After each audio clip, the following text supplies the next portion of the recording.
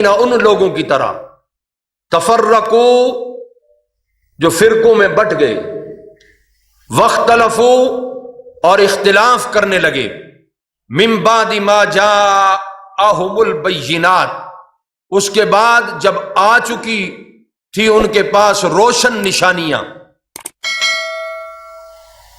وَأُولَئِكَ لَهُمْ عَذَابٌ عَظِيمٌ اور ان لوگوں کے لیے عذاب ہے بہت بڑا۔ اللہ کا قرآن ہمیں واضح پیغام دے رہا ہے، واضح حکم دے رہا ہے کہ ان لوگوں کی طرح نہ ہونا جنہوں نے روشن نشانیاں آنے کے بعد آپس میں اختلاف کیا، فرقوں میں بٹ گئے، گروہ بندی میں بٹ گئے، جماعتوں میں بٹ گئے، حق کو سمجھ کر بھی چھپائے رکھا۔ کیوں؟ اپنی جماعت کی خاطر، اپنی تحریک کی خاطر، اپنی تنظیم کی خاطر حق کو سمجھ کر بھی اسے لوگوں تک نہ پہنچایا۔ کہیں میری جماعت کا امیر مجھ سے ناراض نہ ہو جائے، کہیں میری جماعت مجھ سے روٹھ نہ جائے، حق کو سمجھ کر بھی حق کی طرف نہ آئے، اور روشن نشانیاں دیکھنے کے بعد بھی انہوں نے حق کو تسلیم نہ کیا اور اختلاف میں پڑے رہے، فرقوں میں بٹے رہے، ایک دوسرے کو کافر کہتے رہے، ایک دوسرے کو مشرک کہتے رہے، ایک دوسرے کو بدعتی کہتے رہے، ایک دوسرے کو دین کا باغی کہتے رہے، ایک دوسرے کو غدار کہتے رہے۔ فرمایا اولئک لہم عذاب عظیم، میں نہیں کہہ رہا، اللہ کا قرآن کہہ رہا ہے ان کے لیے دردناک عذاب ہے، ان کے لیے بڑا عذاب ہے۔ برادران اسلام، اگر ہم غور و فکر کریں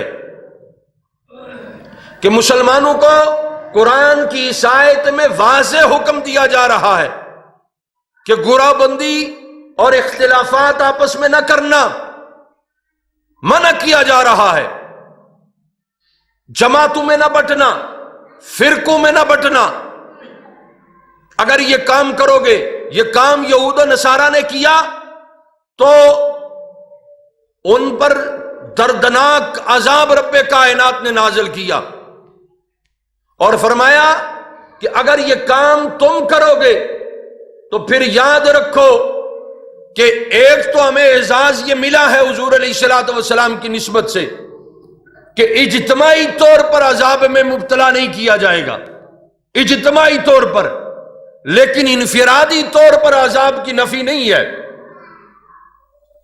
انفرادی طور پر آپ دیکھیں تو اس وقت جس کرب سے، جس جبر سے اور جس ظلم سے امت مسلمہ گزر رہی ہے، اور کوئی بھی جو مذہب کے ماننے والے ہیں ان پر اتنا ظلم نہیں کیا جاتا جتنا مسلمانوں پر ظلم کیا جاتا ہے۔ برادران اسلام ذرا غور کریں، آپ یہاں اسلام آباد چلے جائیں اور ریڈ زون میں آپ بغیر اجازت کے نہیں جا سکتے، وہاں جائیں، چلے گئے، اگر کسی کا کتا باہر نکل آئے اور اسے کوئی مار دے تو وہ قانون کی گرفت میں آ جائے گا کہ اس کتے کے گلے میں پٹا ہے، تم نے اسے کیوں مارا ہے۔ اور اسی طرح میں اگر یہ بات کہوں تو غلط نہیں ہوگی، آپ یہود و نصارہ کے کتوں کو ماریں تو مسلمان پر ایف آئی آر ہو جاتی ہے اور مسلمان کو گرفتار کر لیا جاتا ہے۔ اگر مسلمان اپنے حق کی خاطر اسلحہ اٹھائے تو انہیں دہشت گرد کہا جاتا ہے، مسلمان اپنے دفاع کی خاطر اگر وہ اسلحہ اٹھائے تو انہیں دہشت گرد قرار دیا جاتا ہے۔ برادران اسلام، وہ اسرائیل جو 2 ہفتوں سے لگاتار مسلمانوں پر، فلسطینی مسلمانوں پر بمباری کر رہا ہے، نہ اس نے اسپتال دیکھے، نہ اس نے مسجدوں کو معاف کیا، نہ اس نے عوامی جگہوں کو دیکھا، ان کا خیال رکھا، نہ بچوں کا خیال رکھا، نہ بوڑھوں کا خیال رکھا، نہ خواتین کا خیال رکھا۔ آپ ویڈیو دیکھیں، دل خون کے آنسو روتا ہے، چھوٹے چھوٹے بچے شہید ہو رہے ہیں، عورتیں شہید ہو رہی ہیں، اور اس کے علاوہ بوڑھے شہید ہو رہے ہیں، جو نوجوان تو کثرت سے شہید ہو رہے ہیں۔ لیکن اس اسرائیل کے خلاف نہ اقوام متحدہ آواز اٹھا رہا ہے، OIC نے بھی اپنے منہ میں دہی جما رکھا ہے، اور مسلمان حکمرانوں نے بغیرتی کا لباس پہن رکھا ہے۔ اس کی وجہ کیا ہے؟ کہ مسلمان فرقہ واریت میں بٹ گیا ہے۔ کسی نے بیان دیا تھا، شام کے ایک عالم دین نے، کیا لبنان کے، کہ آج اسرائیل والے اعلان کر دیں کہ ہم شیعہ ہو گئے ہیں، ہم شیعہ ہو گئے ہیں، تو سعودی عرب فوراً اسرائیل پر حملہ کر دے گا، سعودی عرب فوراً اسرائیل پر حملہ کر دے گا۔ ہمیں سنی شیعہ کی لڑائی میں جھونک کر اور مسلمانوں کے اندر تفرقہ ڈال کر آج غیر مسلم ہم پر جو ظلم کر رہے ہیں، یا جو ہم پر ظلم ہو رہا مسلمانوں پر، اس کی ایک بڑی وجہ یہ ہے کہ مسلمان تقسیم ہو گیا۔ مسلمان نے یہ نہیں دیکھا کہ لا الہ الا اللہ محمد الرسول اللہ، وہ بھی پڑھتا ہے، میں بھی لا الہ الا اللہ محمد الرسول اللہ پڑھتا ہوں۔ مسلمان میں نے یہ نہیں دیکھا کہ وہ بھی ایک اللہ کو مانتا ہے، میں بھی ایک اللہ کو مانتا ہوں۔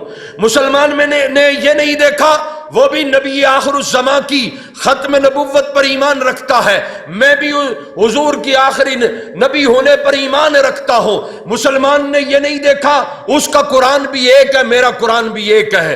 اس نے یہ نہیں دیکھا کہ وہ بھی آخرت پر ایمان رکھتا ہے، میں بھی آخرت پر ایمان رکھتا ہوں۔ اس کا بھی دین اسلام ہے، میرا بھی دین اسلام ہے۔ اس نے یہ دیکھا کہ میں بریلوی ہوں، اور اس نے دیکھا میں دیوبندی ہوں۔ ایک نے دیکھا کہ میں اہل حدیث ہوں، دوسرے نے دیکھا کہ میں شیعہ ہوں۔ بس مسلمان یہ دیکھتے رہے۔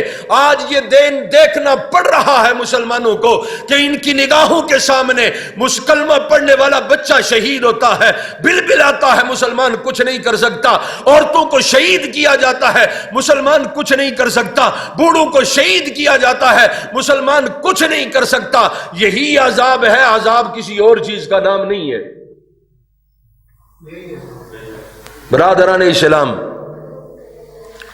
دعا کریں کہ مالک کائنات مسلمانوں کو شعور کی دولت سے مالا مال فرمائے، انہیں اپنے جو جذبات ہیں ایک دوسرے کو دکھانے کی بجائے وہ غیر مسلموں کے سامنے جا کر جذبات کا اظہار کریں۔ آوے کا آوا ہی خراب ہے۔ اب کس کو کہیں؟ وائے ناکامی متائے کارواں جاتا رہا، اقبال نے کہا تھا، اور کارواں کے دل سے احساس زیاں جاتا رہا۔ آج صورت حال یہ ہے کہ امت کے جو رہنما تھے، امت کے جو رہبر تھے، جنہوں نے امت کو گائیڈ لائن دینی تھی، جنہوں نے راستہ متعین کرنا تھا، اور جنہوں نے امت کو کی رہنمائی کر کے ایک راستے کی طرف لے کر جانا تھا، لیکن وہی لوگ تفرقہ بازی میں مبتلا ہو کر مسلمانوں کو تقسیم کر رہے ہیں، جماعتوں میں تقسیم کر رہے ہیں، تو اپنی گروہ بندی کر رہے ہیں۔ کسی کو یہ فکر دامن گیر نہیں ہے کہ مسلمان پر جو ظلم ہو رہا ہے یہ تقسیم مسلمان کے تقسیم ہونے کی وجہ سے ہو رہا ہے، کسی اور وجہ سے نہیں ہو رہا۔ اور جب تک مسلمان ایک پلیٹ فارم پر نہیں آئے گا، جب تک مسلمان یکجا نہیں ہوں گے، جب تک مسلمان ایک دوسرے پر اعتماد نہیں کریں گے، اس وقت تک یہ ظلم ہوتا رہے گا۔